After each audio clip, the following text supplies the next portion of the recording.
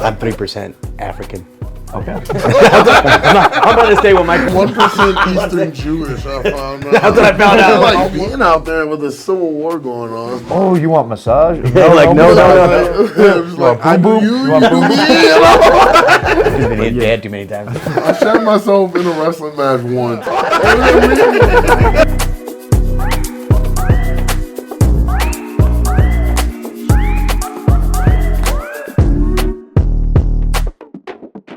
Welcome to the Fade Podcast. I'm Juan Adams, hosted out of the world famous Jackson Winks Gym. Today, got a special treat for you. We're joined by my co-host, Chavez, and our first guest as a co-hosting duo, Pastore. Pastore. Are you Italian? Yes, I'm 80% Italian ethnically. I'm 3% African. Okay. That's what I found out. I'm 1% Eastern Jewish, I found out. Eastern Jewish, that's pretty cool. That's where the 6 in my credit score comes from. I'm going to tell you which digit. I'm going to stay with my credit score. I'm going to stay with having my credit score. It's like, let that go. So, you've had a crazy journey with fighting MMA. So why don't you tell us a little bit about it? Like, what got you into mixed martial arts in general? Yeah, I started wrestling. I had 2 older brothers when I was about 4 or 5 years old, youth wrestling. And that was always what I was doing growing up. Wrestling was my whole life. And then I saw on TV one day, UFC, I saw a guy shooting double legs. I'm like, I do that every single day. Bet one day I'm going to be in a cage doing that. In college, I was wrestling. I was on a Division II wrestling team, but I was also boxing. They had a boxing team. Every weekend, I would usually have a boxing match and a wrestling match. Every day I'm training 2-3 times a day. And I knew one day, this was going to be my full-time career. I got my degree. I was a social studies teacher. I taught in the South Bronx. I was a teacher for quite a few years, saving up money, living with my parents, and I knew one day I was going to go for it. I was fighting amateur fights every single weekend. At this point in my career, I've had 90 fights total. The boxing or MMA? Boxing, I had 48. Okay. 48 boxing overall with combat sambo and all these other things. Yeah, I've had up to 90 fights. One day I quit my job, bought a one-way ticket to Thailand. Didn't know a single person there, didn't know anything about the language, but just went for it, and here I am today. I'm a full-time fighter, train 3 times a day, and this is my whole life. What do the kids think about the ears? Yeah, the kids are like, why does this guy have crazy ears? And I'd come in every day with all types of scars on my face. They're like, what happened to you? So yeah. Did you ever because I'm a teacher now, currently. Did you deal with kids just being shitheads that wanted to talk about your fights? Yeah, sometimes I walk by and I see them watching my fights on their phone. Often I was the one breaking up fights. I was breaking up fights every day. South Bronx. Yeah. Most 90% of the kids, great kids. Yeah, a lot of times breaking up fights and teaching kids how to be nice to each other. Yeah, what age group did you teach? A lot of different age groups. So I taught 9th grade, 10th grade, 6th, 7th, and 8th grade. So middle school through early high school. Okay. Secondary education. I'm getting my master's in the secondary STEM education right now. People always ask, why don't you work with the younger kids? They're so much nicer and easier. I'm like, I can't cuss them out. You can't say certain things. That's really it. I just can't cuss them out. With high schools being a shithead, I'm like, oh, you're being a shithead today.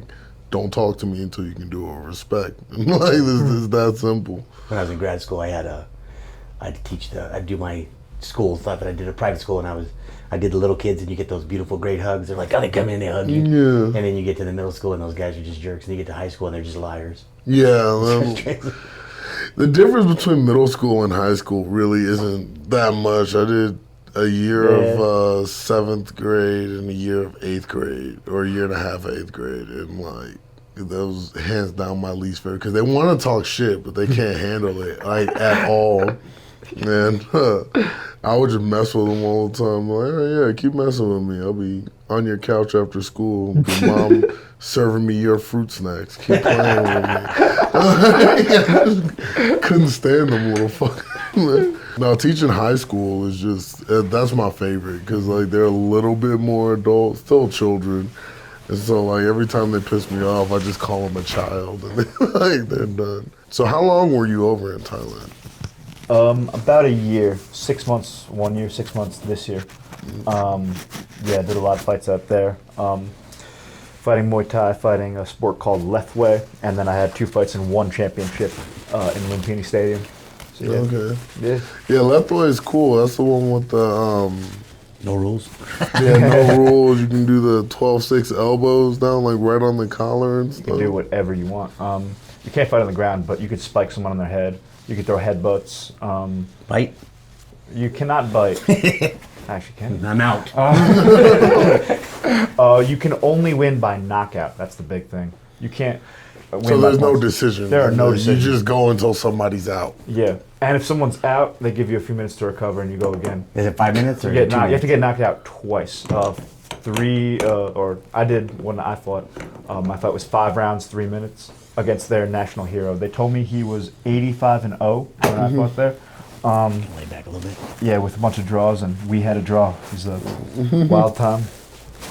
That's fun. Yeah, dude, fighting people in their hometown and, like, when they're the guy, like, you pretty much have to kill them before they'll call them out. Like, my second fight with the UFC, I fought this dude in Canada, and it was, like, it was bad. Even the announcers were like, oh, yeah, Juan definitely won this fight.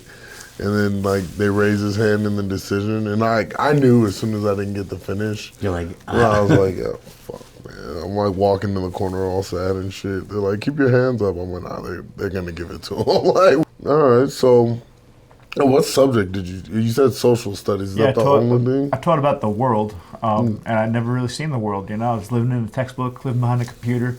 Then when I finally left that job, I started to see so many different countries, fighting in 10, 15 different countries now. All right, so out here is you're obviously here to train MMA, right? But you'll Yes, sir. take any kind of fight. Yeah, I fought almost every rule set. All right. Yeah.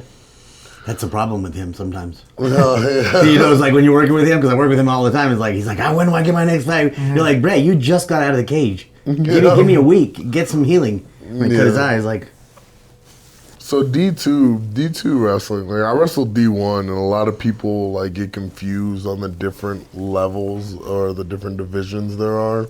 Cause like the talent level in D2 versus D1 really isn't that much different. But what a lot of people don't understand is this thing called the NC. It was called the clearinghouse when I did it, but to wrestle or to compete D1, microwave, you son have of a- to have son of a shit.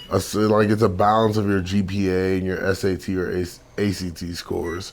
So what a lot of people screw up is they think that like, oh, he wasn't D1, he couldn't have been that good. Like D1 and D2 are pretty similar. It's like once you get to D3 and NAIA, that's where you meet the people that might not be quite as talented. But yeah, how far did you go in wrestling? Like when you were D2, did you ever make it to nationals? Or, Nah, I never been to nationals.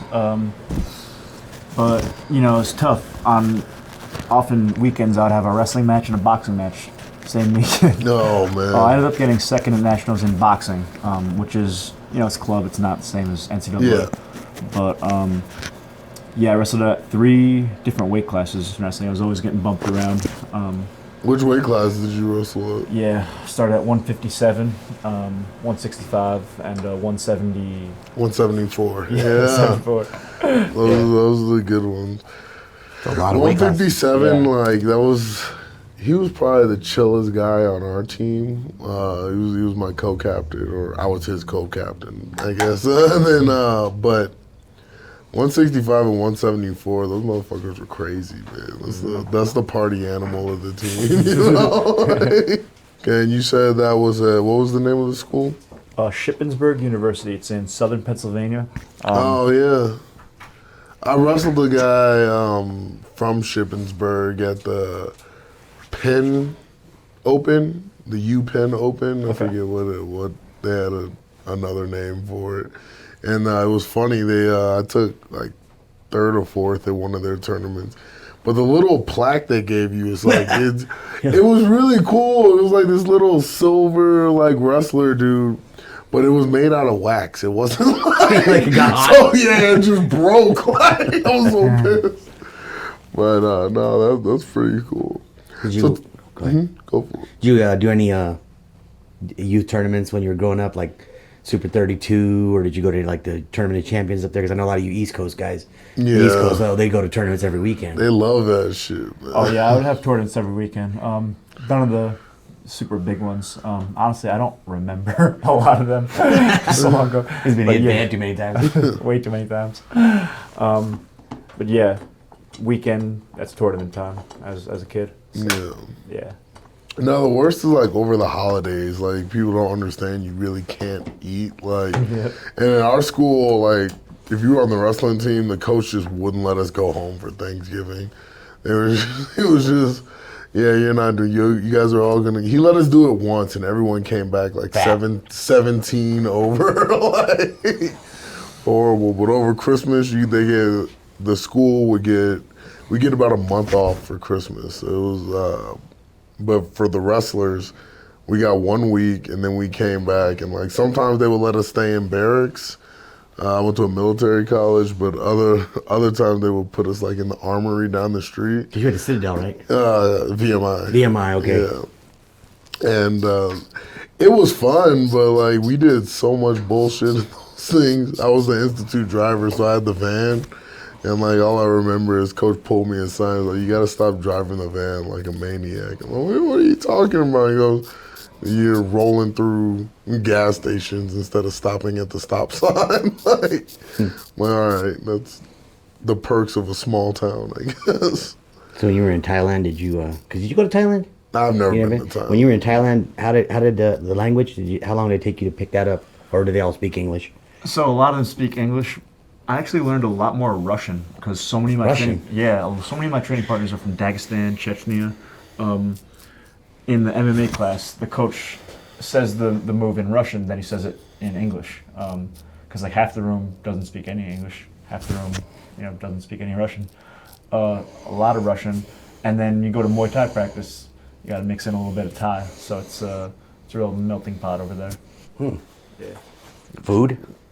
Food, yeah, on the Soy Thai Ia, there's, believe it or not, I live next to a Mexican restaurant. Yeah. Where'd you eat? I eat Mexican in Thailand. Yeah. But every day I'm eating a cow pad guy, just rice and chicken. Food is super cheap, very affordable, and rent is half as much as what it is in America, so, yeah. Yeah, everyone that's been over there tells me like the hardest part is just getting there. Like the flights are expensive, but once you get there, everything is ridiculously inexpensive. And so you did 6 months over there the first time, then you did another 6 months. What was your focus when you were training over there? Because I know you can do like 4 or 5 Muay Thai fights in a weekend over there or something like that. Yeah, I was going to do a lot more Muay Thai fights, but I was able to get into one championship, so my focus was, fighting for them and building my name up in there. After that, then I started getting interesting offers for all these different countries, all these different types of fights. So yeah. That's cool. So yeah, with Juan, why don't you tell us about your experience with Juan? Because like I'm hearing so many mixed things from other people that fought in Juan.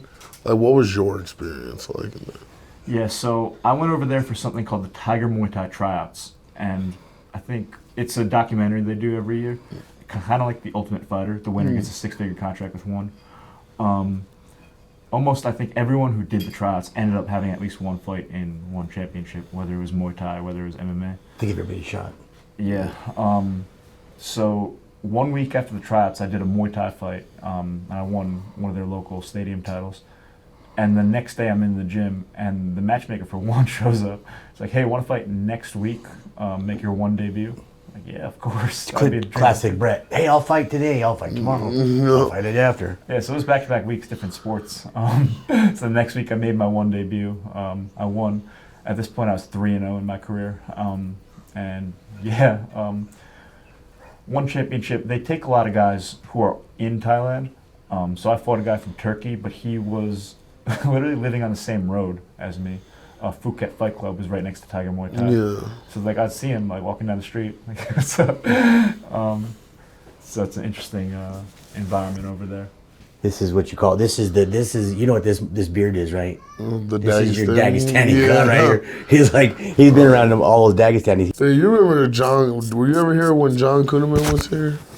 Like his twin, huh? Yeah. I John wanted to be Dagestani so bad. He swore he was Chechenian. Yeah, like, dude, you know, you're- John actually is he actually speaks pretty good Russian too. Yeah. Yeah, it's crazy. I was listening to him. We were in Colorado a while back, and we ran into him because you know he's up in Colorado training. He keeps threatening to come back, but okay, let me just one little left thing here. But yeah, Brett, this guy here, I started following this guy before his first professional fight, right? And I started like bugging him, hey man, you got to come to Jackson Wink, and he kept saying, well, I will, I'm gonna come, and like then I see his news flash. I'd be like, this guy's in Thailand. Mm-hmm. This guy's not even in the country anymore. He just left after he told me he's coming. All right, you're good there. So you gotta deal with fighters, man. They're not the most organized group of people out there. He's pretty organized. He's like you got that college athlete that most people don't realize he's got that education. Yeah. How many educated fighters do you see that aren't female? Think about it. Right, how many did you meet out there in Thailand that had educations? Most of them quit school. They're not even in school. That's true. So, I mean, he's got that. One more side here, and then we'll let him talk away. I could talk smack about him. I remember the first day when I first talked to him. I was up in the gym here, and he was still in New York. And I was upstairs, and we were FaceTiming, weren't we? And I was showing him the gym. And he's like, I gotta get there. I think that was when John was still here. Oh Lord. Yeah, I think John was training out that. He was training out there, and I was showing him. I was like, "Hey, there's John right there," and he was like, I thought I had him, man. It took me a year and a half to get him here. Yeah, it took my manager about the same amount, like 2 years almost, to get me out here. Because I was in Houston when I was coming up, so it's hard. I was running nightclubs down there. It's hard to leave, like when you have it stable somewhere. I'm like, man, I don't know if I'm going to get this same level of stability. Then out here, it's like you can do it for a little bit when you have money saved up, but then after a while, it's like, oh shit, I got to get another job. Like, there's no fights coming through. What am I going to do? That's a good question, Brett. What about money, bro? How's that working for you? Yeah, right now I'm able to make enough from fighting. My last fight in Russia, they paid pretty well. I work some different jobs on weekends. Sundays I work 14 hours. Where? I work at a halfway house with recovering drug addicts. I didn't know that. Yeah, so Sunday's is my rest day from training, so that's why I work the whole day. Naturally. You're having to fight those guys off? They're good guys, but yeah, just helping them out, helping them stay clean, reminding them to take their medicine, trying to get them back on the right track. Yeah. Mm-hmm. So with how is it fighting over in Russia, man? Because like I've had so many offers to go over there, and I'm always just nah. It's always some dude that's bumped up like from. It's like a middleweight and is mysteriously like now 240 with a six pack and hasn't lost at heavyweight in his hometown. I'm like, I'm good on that. I don't want to do that. I don't want to say they're doing stuff, but Yeah, something's going on over there. No, if it walks like a duck, It was real difficult to get my visa to get into Russia from Thailand. So I had to go to this embassy every day. And I had to get a special letter from the Russian government. The Russian Boxing Federation and the Ministry of Sports had to write a letter, get me special permission to get in. When I got in, Moscow was one of the most beautiful cities I've ever seen in my entire life. And yeah, they brought me in to fight a guy who was 10-0 in bare knuckle boxing, Kolozhakov, and he's one of the big names in the Top Dog promotion. He's 12-0 now. He's 12, yeah. Fought once since you fought you. Oh, he did? Yeah. So he's 12-0 now. Yeah, it was an interesting fight. He only landed like one or two right hands, real clean, and they cut my eye real bad. So. No. But yeah, they paid very well.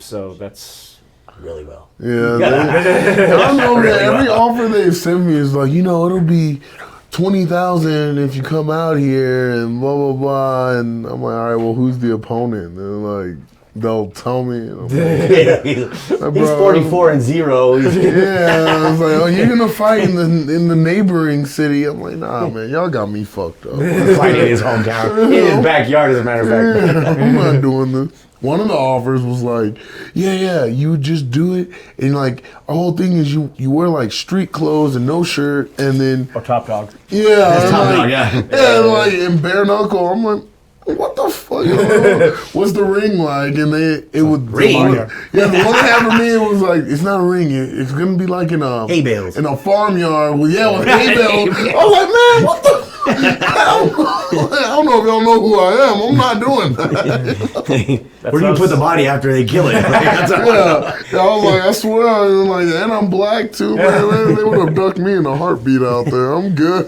Yeah, that's what I was getting ready to do, and then they told me it was going to be in a ring. I'm like, No. okay. Yeah, Top Dog promotion. Lucky you, man. Yeah. I don't trust it. I was not having any of that. Okay, so where else have you fought? Like outside? So you've done Russia and Thailand, obviously the U.S. My last two fights were bare knuckle. One was Russia. Before that was Burma or Myanmar. Myanmar was interesting because I was the only white person there.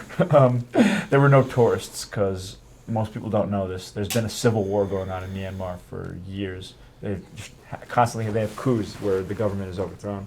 And you're just like, hey, go to Myanmar. Brett. So what was it like being out there with a civil war going on? Yeah, you can't leave the city, and everywhere you go, you have to be with the team, with the promoter. There was also a crazy language barrier. There was no English at all. Yeah, I wouldn't have made it. Yeah, looking around, I looked crazy. I was wearing like a gi jacket and a penguin hat, running around trying to cut weight. People are looking like, what is this? What is this person? What is going on here? They didn't have a word in their language for sauna. So I was looking around for a sauna and... Somewhere to cut weight. Yeah. Eventually we found a steam room the night before. But, There's all lady boys in there. not as many as Bangkok. Man, they didn't offer you massages in there? Oh, you want massage? No. They start going to sign language like they do here. They're Like, like, just like, I do you do me, you know? Oh, like, it's like that hangover scene. We climax at the same time. But it's crazy. Like even in my corner during the fight, there was no English. They would just, put ice on my back, and there was no advice they could give me. Wait, so you went over there with that's what I was going to say. No, listen, he's done at least 3 to 4 fights with no corners. Like he'll call me and be like, "Hey, I got this fight," and I'm like, "Well, who's going to corner you?" He's like, "Don't worry, they said they provide it." What the He didn't even speak language. That's insane. Yeah, there was, we tried to get a cornerman over. One couldn't get his visa, one his passport, something. They just, I went over there by myself. Same with Russia. There was, I think there was the guys in my corner were speaking Portuguese. What the fuck? When he took the fight in Russia, he was like, I was like, "Well, who's going to corner you?" He's like, and he's like, "They told me they'd have a corner there." I'm like, "Well, what about your corner? Why don't you get one?" He's like, "Well, they won't pay for that." And it was such a good paycheck, but they were paying all that money, but they wouldn't pay for someone to fly there. And so he just went over there, and I talked to the guy who was cornering him. He spoke, so I couldn't understand what he said. So I know he didn't understand him. He's got to be in the corner. In amateur boxing, I used to show up to gyms, pay someone $20, sit in my corner, hold some mitts for me. That was, I'm used to That's just. crazy. I'm a nomad, I travel around the world. I do this by myself. I need consistency when I'm in there, man. Like even in college wrestling, like I had one coach that I always wanted in my corner, and then there was another one that I could tolerate, but the other one, like I was just like, I don't want this man in my corner. College wrestling, I was wrestling this All-American, and the first period ended. We're 0-0. I look over to my coach. I won the coin toss. I can pick top, bottom, or neutral. Yeah. There's 3 coaches. One of them says pick neutral. The other one says pick bottom. The other one says pick top. Like looking at all three of them, I'm like, what? Are you guys not talking about Like, you guys are talking about this. that at all? They're all showing me different sides. Well, have you had that situation where you have coaches like that? Because I know I've cornered some guys and I'm sitting next to a guy. I'm like, would you shut up? I'm trying to. He's standing up. So You're like telling me. I had this one coach, and like me and him had a really good. We're still homies to this day. Like his kids, like I'm their uncle. Like I was the first person to hold his kid, non-family member to hold his kid. Like when I was in college, but he recruited me, and he was 27 when I was 18, like on my recruiting trip out there. So we go out there, and he drives a Mustang, and my coach is 6'6". Like he was 6'6", I was 6'5". So we're just driving through the mountains of Virginia, this like little ass Mustang, struggling. But he was the one that I would always listen to. Like that was it. My other coach, there was one time we're in there, and like when I was in college, I was known for top pressure, like being able to ride. 9 times out of 10, I was getting riding time. Like that's how that was just my thing. But I was decent on bottom because I got a lot of reversals. But like neutral just was not my favorite. And one coach was always just he was always trying to like just make me work on stuff. So he would always tell me like, yeah, just pick neutral. I'm like, no, fuck that. I'm on 1 point. I'm not picking neutral. I'm not picking. I'll look over my other coach. So I'll look at my other coach and listen to him because like if I had gotten taken down and like gotten out relatively quickly, he would usually tell me to do bottom. Mm-hmm. Or if I was like just always getting reversals. Pick bottom. Mm-hmm. Yeah, if you're a heavyweight, you pick bottom. Oh, I never pick. I see a heavyweight. Never pick bottom on a heavyweight. No, those guys are heavy. They lay on you. Yeah. Once they put that weight on you, you ain't going nowhere. I was like quick, but neutral or top was like my bread and butter. Mm-hmm. So there was one tournament I'll never forget. This is when my coach made me stop picking top. We had this health nut on the team, and he was getting these yogurts with all these fucking probiotics in them, right? And so all day, like after each match, I'm just like eating a thing of activity. They call me up for the 3rd place, 4th place match. And I'm on the toilet, dude. Like I'm protein. I'm on the toilet struggling. Like I'm fighting for my fucking life over here. And I just keep hearing Juan Adams, you have 5 minutes to report. And I'm like, okay, 5 minutes. Let me try and get the rest of this out. It got down to 2 minutes and I'm like, oh shit. So I like pinch it off or wrap up. I'm out there still struggling. We're going in, I'm up 1. I look at my coach and one coach was like, neutral. And I was just like, nah. And I looked at the other coach, was like, no top. You've been, because all day, like, that was the thing. Second round, they would pick bottom. I would break them down, pin them. So I pinned my way through consolation bracket, and I get on top, and I throw legs in, because I was like... Open them legs up. Yeah. So I threw legs in because that was just my thing. I would throw like a 1-leg ride, figure 4 it, crossbody, and we were good. And I got on, and that guy got in the tripod and just started shaking, and I felt my stomach. There's video, and I'm just like... So I just like fell off and like got pinned. I'm like, I'm not shitting myself because I shat myself in a wrestling match once. And it was in high school. It was at White regional. singlets. It was at regionals, and I was in the finals. So I was wearing my white singlet, and I launch a guy. And when I throw him, when he lands, his knees just right in there. So I shitted myself. Shark. Yeah, no, I wasn't a shark. It was a full on and so we were out of bounds and I'm on bottom and I just smelt it and I was like, oh my God. So I've never gotten a reversal and pinned so quick. I reverse pinned the guy and I'm sitting there and I just assign the little thing and I tell my coach, I'm like, bring my bag to the bathroom by section 106. Don't tell anyone. So we're in college, and I'm like, I can't live that again. Like, and those singlets, I was wearing a yellow singlet. I was like, I'm not fucking doing that. So my coach is just like sitting there ripping into me like right after the match, and I'm just sitting there like, yeah, okay. And the trainer he was my boy, and he knew, like, he's the one that came and grabbed me from the bathroom. He was like, It's great. He's not listening to anything you're saying right now. Like, have this conversation on the bus ride back. I was like, the coach looked in my face and I was like, Coach, I'm about to shit myself. Cutting weight for you. What's the worst cut you ever had? I've had some real bad ones. The last one in Russia, because I didn't think that fight was going to end up happening with all the visa problems until like the week before we finally got it settled.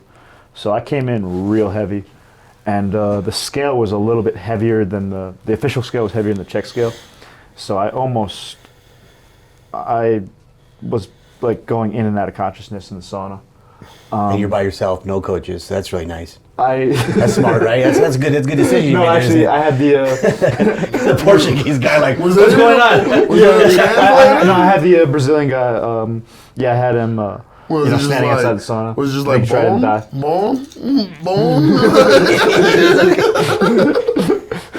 You alive? I'm like trying to stick my thumb up.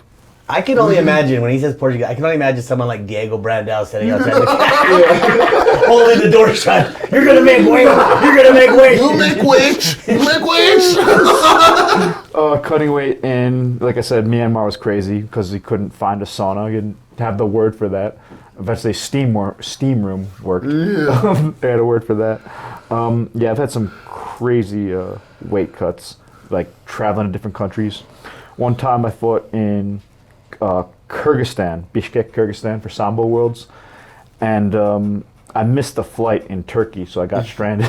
I got stuck there. I had to book another flight, I got there way too late, and had a really, really horrible weight cut. Had to make it the last second. I just made it. It was like flickering .01, .0. Just made it.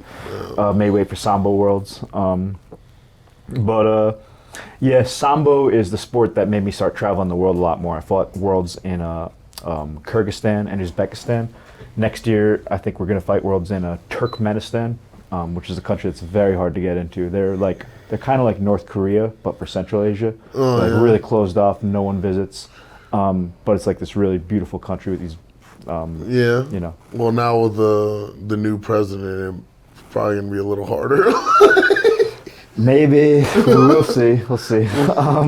Hopefully it'll all work out. Yeah. It might be easier. Maybe. You never know. Because last time, I know during the first 4 years, we didn't have a problem. Traveling was easy. We had getting, unless you were going to if you were going to go to Iran, I mean, we might be a little ditchy. But when it came to travel, because I went during that time when we were traveling with fighters. I was going everywhere, man.